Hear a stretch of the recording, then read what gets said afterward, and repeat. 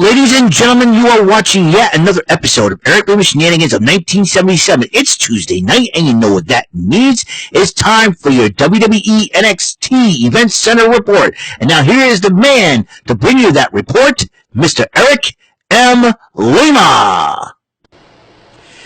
Thank you very much, Mr. Announcer, sir. Well, hello there, everyone. Welcome to yet another episode of Eric Lima Shenanigans in 1977. Episode 1501. That's right, we're starting a new chapter, ladies and gentlemen. That's right, 1,500 episodes in of the show after 2 years. Like 750 episodes a year. And so I thought it was pretty cool. So we're going to talk about what the heck happened to us. NXT just got over chaotic situation before Heatwave. Oh my goodness, it's going to be crazy. You're talking about the WWE has been besieged by a lot of things happening. On Raw, you got the Wyatt Six, and then on SmackDown, you got the new Bloodline causing havoc. And now it seems like a lot more NXT wrestlers are causing a lot of havoc as of late, and we will get to that shortly. And let's talk about the NXT. Ava's concerned about what's been going on as of late and decided to have all security and referees at the ready. She had a meeting with them. They say, "You got it, Ava." So they start off with a tag team turmoil. The number one contenders, like a gauntlet matchup. If you two teams start out, if you get eliminated, another team comes in, and then they get eliminated. It will go on so forth until the final entrant comes in, and whoever wins the gauntlet match will be the number one contenders. It started with Idris Enofe and Malik Blade versus the New Catch Republic. That's the team of Pete Dunne and Tyler Bate. And the New Catch Republic wins. They move on against Legado del Fantasma, Angel Hernandez, and Roberto Carrillo. And they ended up beating them. Because Apollo Crews gets involved during the match. Remember, Apollo Crews has a little feud going against Santos Escobar. So a little bit of a message by Apollo Crews. Then the New Catch Republic, after defeating Angel and Alberto, move on against the Good Brothers. That's the OC's Luke Gallows and Carl Anderson. OTM got involved during the match, distracting the Good Brothers. New Catch Republic took advantage. They ended up winning that matchup. And then it was the final team, Chase University, representing by Andre Chase and Duke Hudson. And Chase University has ended up winning the tag team turmoil matchup. So that's a huge deal. Carmen Petrovic was watching how Roxanne Perez was ready for Lola Vice, and he says, "I got to give credit where credit is due." And then Carmen Petrovic was confronted by Roxanne Perez and said, "Listen, I got to give credit.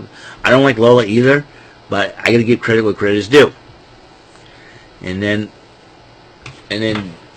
Roxanne Perez says some insulting things to Carmen Petrovic and said, "You know what? I can prove myself in the middle of that ring tonight." Ethan Page is on his way to the ring, and we kind of find out before we continue on. We just found out that one half of one of the most legendary Hall of Fame tag teams in WWE history. This man is part of the legendary wrestling family, the Anoa'i family. Also, he is the father of one of the greatest WWE champions of all time, of Roman Reigns. Liati Sika Anoa'i has passed away at the age of 79 today. My condolences and prayers go out to the Anoa'i family, to Afa, his brother, Roman, his son, and to the entire Samoan wrestling family, the Samoan dynasty. My condolences and prayers. May Sika Anoa'i rest in peace. And I know Sika's got to be up in heaven with the other wrestling legends right now, waiting for him to open arms. And much respect. And I hope the current Bloodline family will do you proud. I know Roman has done you proud, and I'm hoping Roman comes back and fights for the honor of the Samoan family bloodline.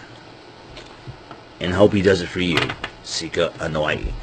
Also, I want to continue. I want to correct something. I forgot to mention on last night's Raw Event Center, there was a stipulation between Damian Priest and Seth Rollins, like a gentleman's bet type deal. If Seth Rollins beats Damian Priest leaves the Judgment Day. But if Damian Priest beats Seth Rollins will no longer challenge for the title as long as Priest holds it. I thought that was a good idea. Dante Chan was talking about Nathan Frazier. In fact, Nathan Frazier says he hasn't heard Axiom all week, and he decided that if we need, Dante said, I'll help you if you need me. I don't want to come in between. And Axiom interrupts them to listen. I changed my mind, brother. I know how you feel. Listen, I want you. I'll be in your corner. And then he said, well, we'll start planning and all that. And then Ethan Page addressed the NXT Universe about NXT Heatwave, about, he asked Ava to change the matchup, and then Sean Spears interrupts Ava and Page. Trick Williams interrupts both Spears and Page. Then they decide to attack Trick Williams, the champ. Javon Evans evens things. And then New Catch Republic confronts Ridge Holland, and he says, well, you used to be with us, and I got receipts coming, and you're hanging out with them. Listen, it's all that. And then Tank Ledger and Hank Walker interrupt them and say, hey, that was a great match out there. You lost. Hey, about this? You guys and us next week. And Tyler Bate says, you got it. It looks like Pete Dunne. That's not one either. Stevie Turner was talking to Robert Stone about who is a better assistant to Ava. And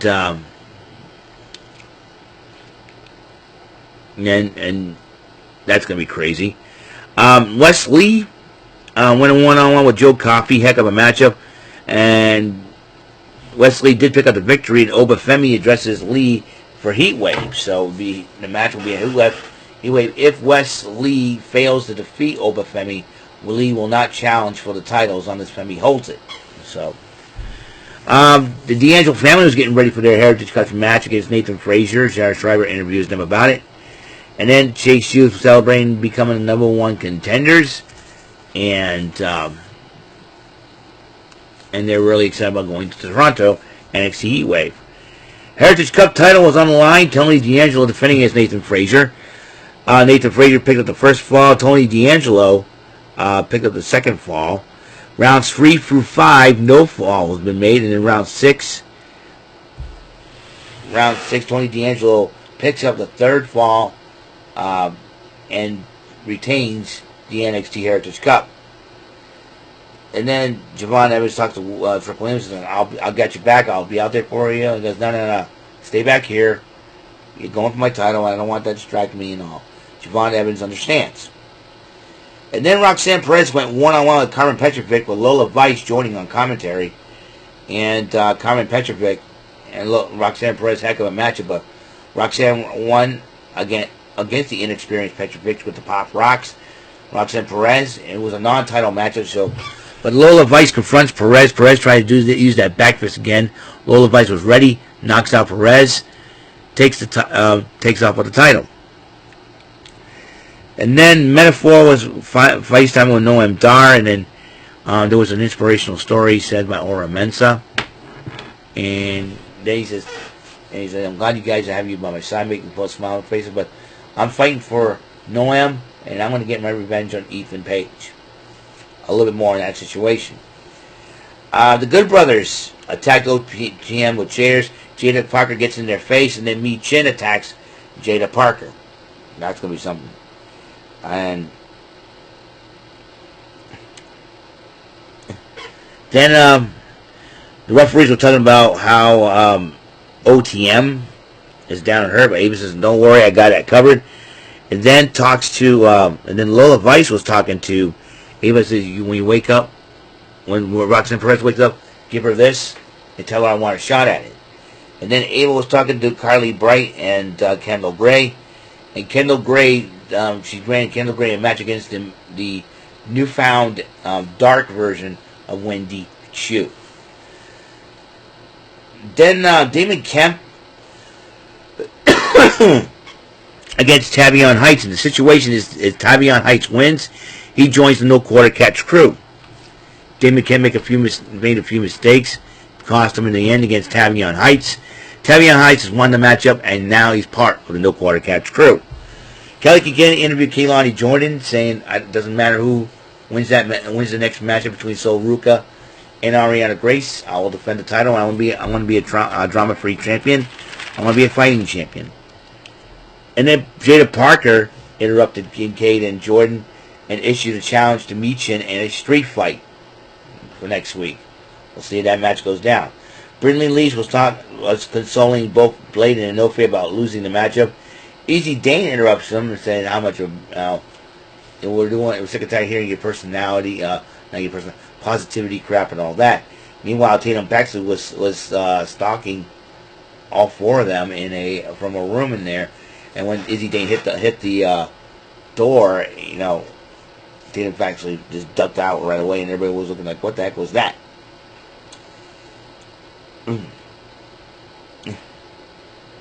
And actually consults Frazier about in the locker room about Heritage Cup titles. Yeah, thanks, man, I appreciate it. But I got this WWE speed match tomorrow, and the acting was like, oh, come on. So they want to go watch some tapes of To Chase You. And then women's action #1 contenders match for the women's North American title at Heatwave.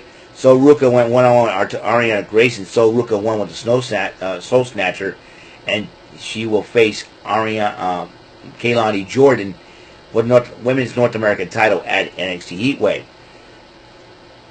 And then Roxanne Perez comes to the office, confronts Ava, and grabs her title and says, you know what? You're behind it all. No. Lola Vice laid you out. She grabbed the title and brought it here. You know what? You want revenge on Lola? You'll do it when you defend the title against her at Heatwave. So it will be Roxanne Perez versus Lola Vice at NXT Heatwave. And then Keilani Jordan was talking to Ruka. Said, can't wait. I'm looking forward to the matchup. I said, we'll see you there. And then JC Jane and Jasmine Nix made a mockery of both Jordan, Keilani Jordan, and Sol Ruka.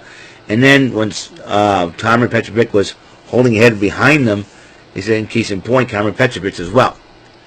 So there's that. Trick Williams went a one-on-one with Sean Spears.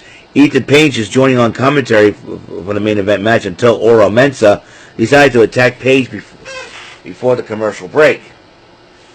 And then during the matchup, Brooks Jensen gets involved, throwing stuff at Vic Joseph, knocking Trick Williams out with the NXT commentary board, and Spears took advantage of that and picked up the victory, which prompted both Stevie Turner and Robert Song. What are you going to do about this matchup? So Ava goes, the only solution, NXT title on the line at Heatwave, fatal 4-way. And I would have thought about that in the first place. So, well, that's all the time we have on the show, episode 1501 of Eric Lima Shenanigans of 1977. Tomorrow we're going to be spinning the One-Armed Bandit and the Joker's Wild. We get AEW Dynamite. But during that time, I'll probably join my good friend Jordy Scout on his Chilling with Jordy episode. So, until the next episode comes rolling around, Mr. Announcer, please take us home. That is all for today's episode. This is your announcer speaking for Eric Lima Shenanigans of 1977. A Big Beefy E, do it for Bob Saget Productions, and in association with a Raven Bofa Telepictures and Distribution. Thank you for watching today's episode. Tune in next time for another episode of Eric Lima Shenanigans of 1977. Goodbye for now.